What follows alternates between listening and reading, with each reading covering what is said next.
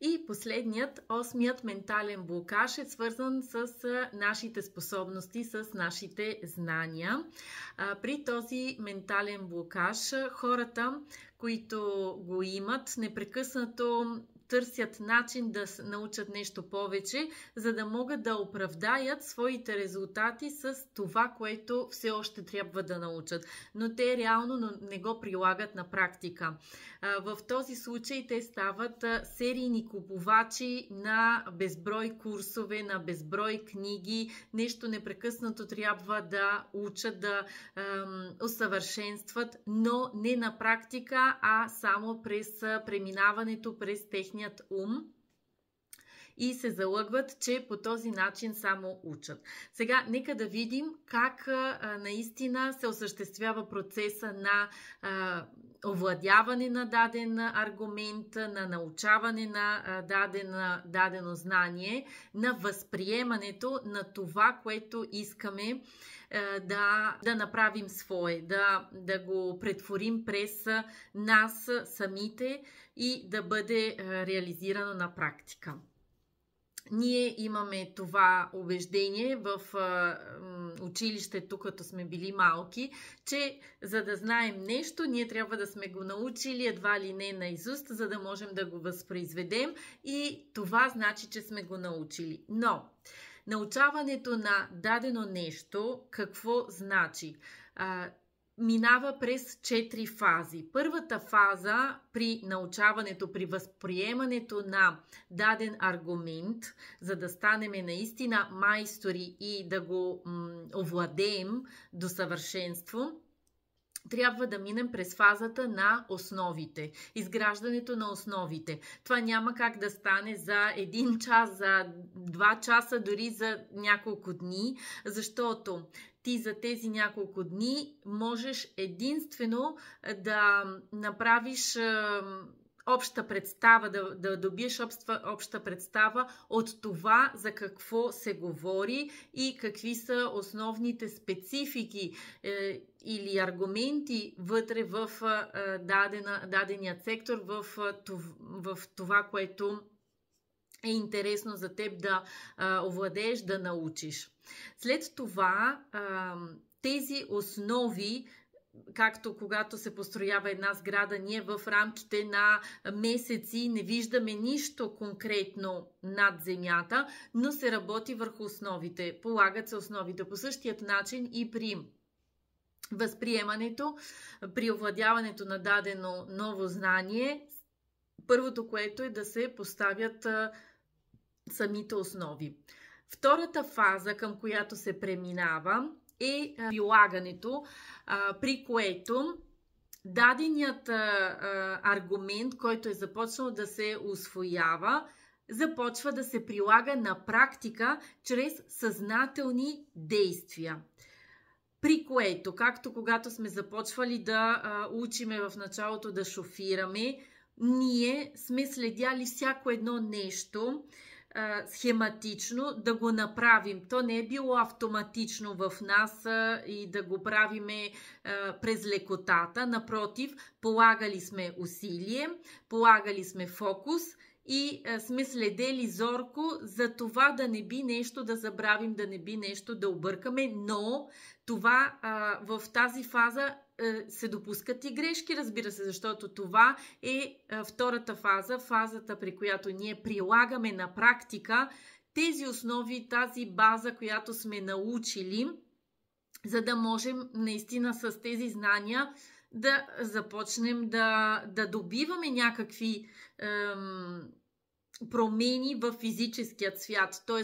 чрез действието няма как, без действието няма как да свършим, да изградим тази фаза.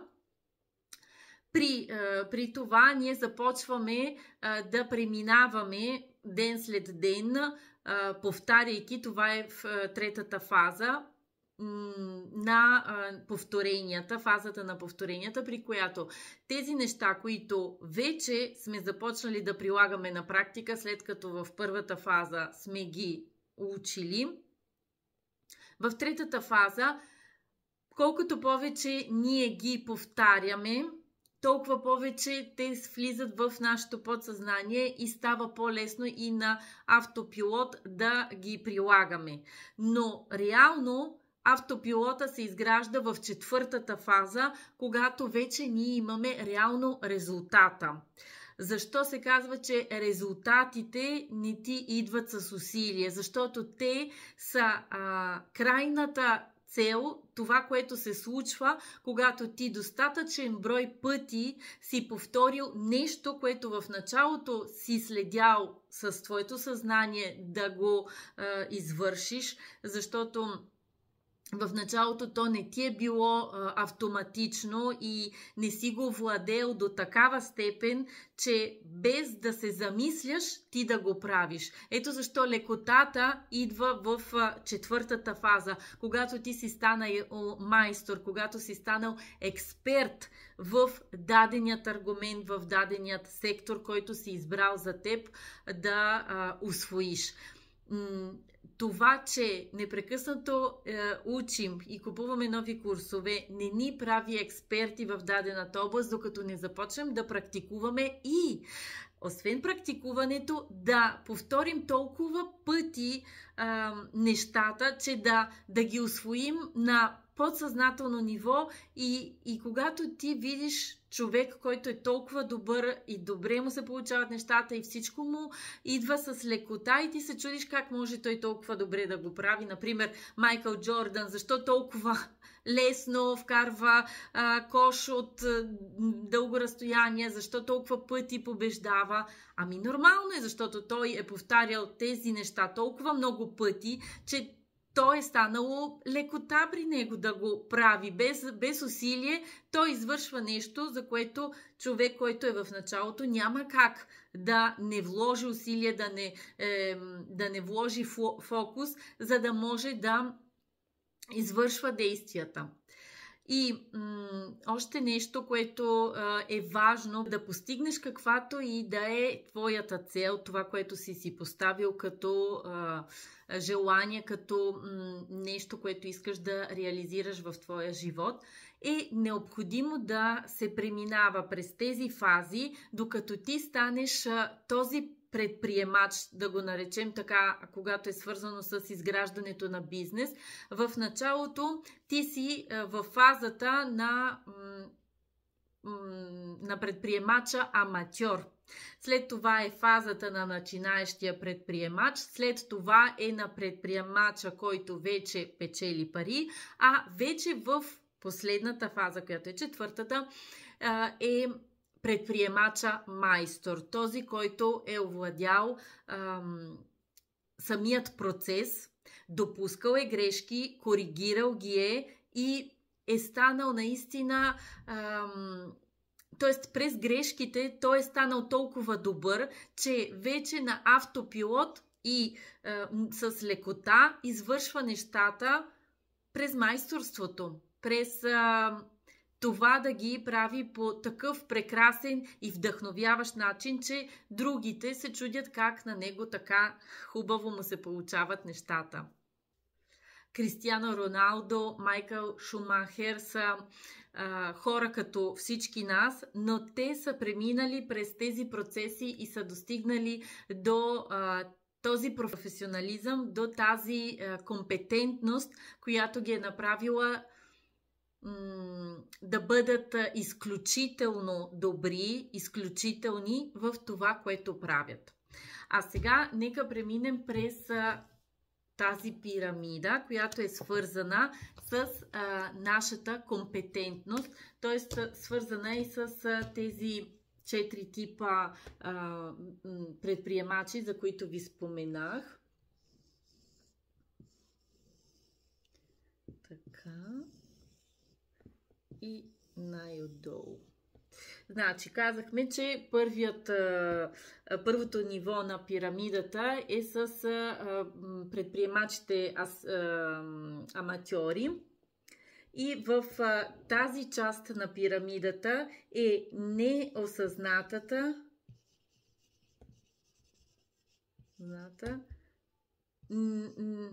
некомпетентност.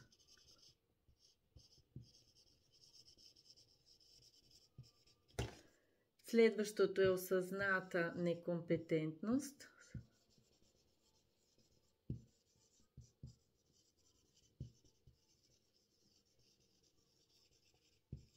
След това е осъзната компетентност.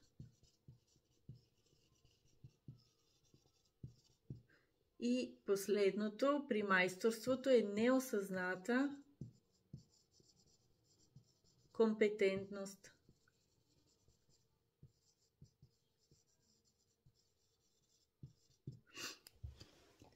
Както казахме, тук са аматьорите.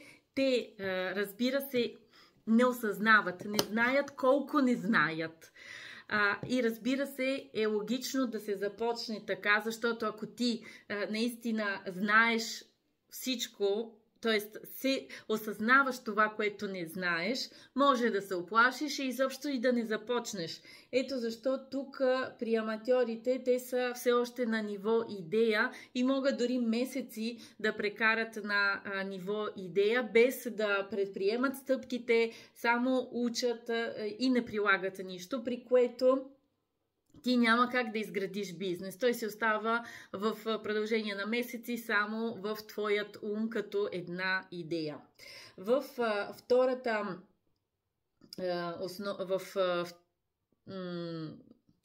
втория ред на пирамидата имаме осъзнатата некомпетентност, при която са начинаещите предприемачи. Те вече започват да виждат, че не е толкова лесно, че трябва да се стараят, че трябва да са фокусирани, че трябва да действат, че не всичко им се получава, даже много грешки правят, но тук те учат много, защото ти през действието научаваш на практика как стоят нещата и не си, да кажем, дървен философ.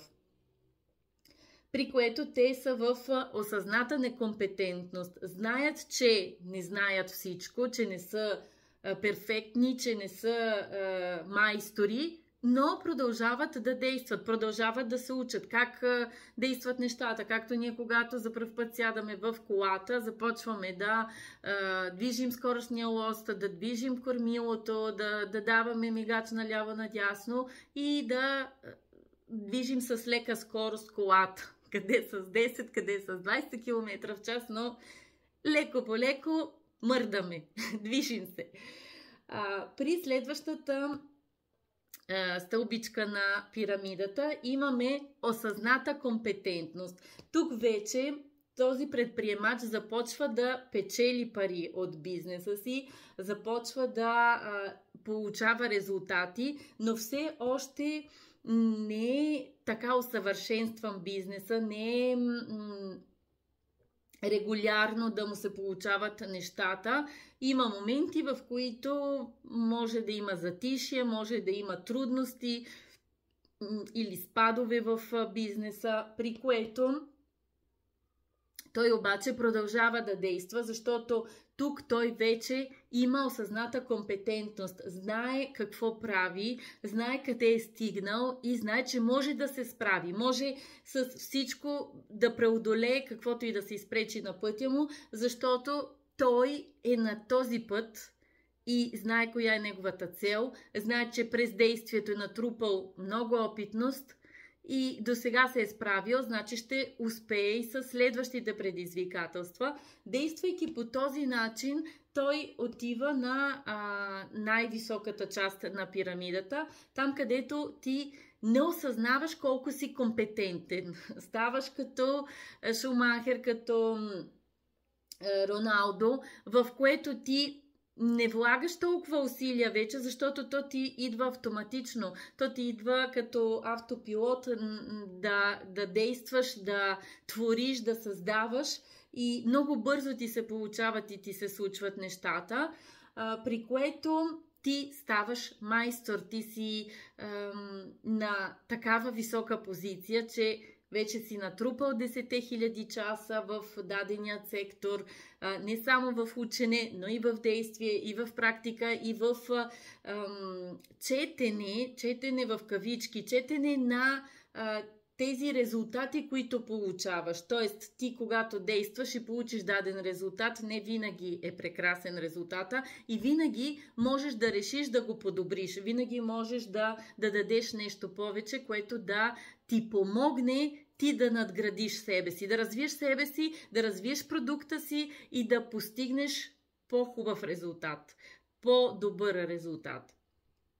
При което това е много важно в случая да се осъзнае и да се следва през практиката, разбира се. Всичко, което биде научено, да бъде приложено на практика. Ето защо с тези видеа аз ви давам обща представа за нещата, как могат да се случат. Но реално, за да може човек да овладее всичко това, да случва през лекотата, през майсторството, всичко, което си е поставил като цел, трябва да премине през един процес. Процес, който е свързано с учене, разбира се, но и с прилагане, с действие. И сега ще ви покажа как е всъщност изградено процес.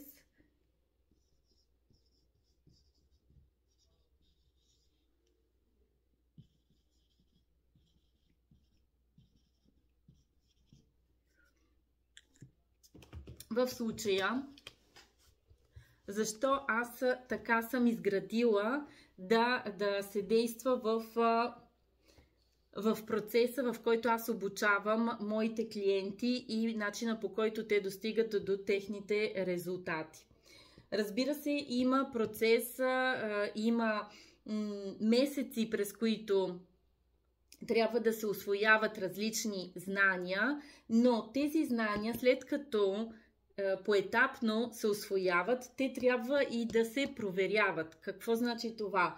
Тоест, трябва ти човек, който вече е минал по пътя, с който да можеш ти да си общуваш и да разбереш дали си възприел, овладял по най-правилният начин това, което си учил. Ако има нещо, защото ние винаги гледаме на нещата през нашия собствен филтър, през нашите очила и нещата така ги нагаждаме, че да са в синхрон с нашите убеждения, с нашите вярвания, които сме изградили като малки. Ако ние не работим върху промяната на нашите убеждения, на нашите вярвания, ние винаги, каквото и да ни се поднесе като информация, то ще бъде изкривявано, ще бъде филтрирано през тази призма, която ние имаме пред себе си и няма да виждаме адекватно нещата така, както са.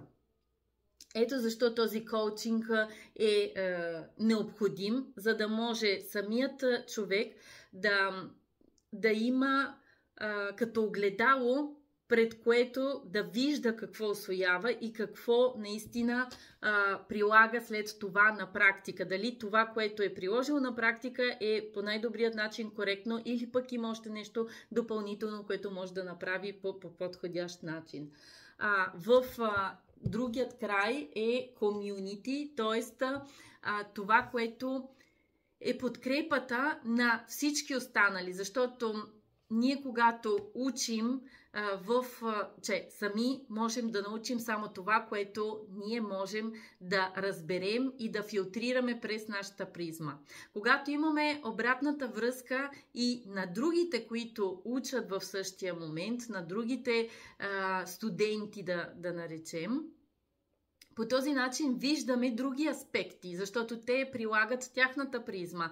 Те виждат нещата по друг начин или пък имат друг фокус, защото всеки един от нас отново има неща, на които му е по-важно да обърне внимание и други, които са му пък по-трудни и там ще му трябва повече време и повече подкрепа, за да може да ги преодолее, за да може да ги осъществи. Поради тази причина когато ти си в, да го кажем, племе, когато ти си в общество, в комюнити, която се подкрепя и дава, поощрява останалите. Знаем как всеки път, когато направим нещо хубаво или пък направим нещо, което е в положителната посока към нашият резултат, трябва да поощрим себе си, трябва да похвалим себе си. В следващите видеа ще ви кажа защо го правим и този урок, т.е. тази задача, защо е важна да я правим сами за себе си и по какъв начин ние подпомагаме нашата себеоценка, нашето себеуважение, защото е важно да похвалваме себе си, независимо дали другите ни похвалват, важно е ние преди всичко да похвалим себе си. Защото ако ние не хвалим себе си, непрекъснато с вътрешния критик, омаловажаваме това, което правим, когато ни похвалят отвън, за нас няма да е толкова релевантно, няма да е толкова ценно това, което ни казват. Ще кажем, те от учтивост се обръщат по този начин към нас. Едва ли не подценяваме това, което другите казват за нас и не му отдаваме нужното значение, защото ние не оценяваме достатъчно себе си. Ето защо е толкова важно преди всичко ние да хвалим себе си, защото много често, ако бъдем похвалени отвън, то не е толкова ценно и не е толкова релевантно за нас, колкото когато ние го направим през емоцията, през благодарността, през обичта, да се гушнем, да се целунем, да си дадем това, което дори и другите да ни го дават, то не го усещаме толкова силно, ако не го запълним преди всичко от нас към нас. Да го дадем на себе си. Така че в следващите уроци ще видим кои са упражненията, които се прилагат, за да изградим тези основни 5 навика в себе си и после ще ви дам също възможност, ще направим една седмица или дори 10 дни, както на вас, вие ще ми дадете вашата обратна връзка, как ще ви е по-удобно да направим мини-маратон, в който ще трябва да действаме. Тоест, зависи от вас колко искате вие да се включите да действате, т.е. да бъде интерактивно, да бъде през действието, през прилагането на практиката и получаването на резултатите, за да можете да усетите колко е ценно да се действа по този начин, за да усещаш ти, че наистина си на правилния път и че нещо в твоето ежедневие се променя и ти действаш. Ти по този начин наистина обичаш още повече себе си, повишаваш своята себеоценка и действайки, ти си окрилен, ти си вдъхновен и получаваш още повече енергия и тази енергия, разбира се, можеш да я вложиш още повече в това, което си започнал. Ето защо ви приканвам да следите и следващите видеа. В момента, в който ви дам и 5-те навика да изградим в себе си, чрез упражненията, ще ви кажа и как ще действаме и ще ви дам всичко да е ясно, да е конкретно направено, за да можем да приложим на практика, когато започнат седмицата или 10 дни, в които ще действаме. Пожелавам ви прекрасна неделя и ще се видим утре. Чао!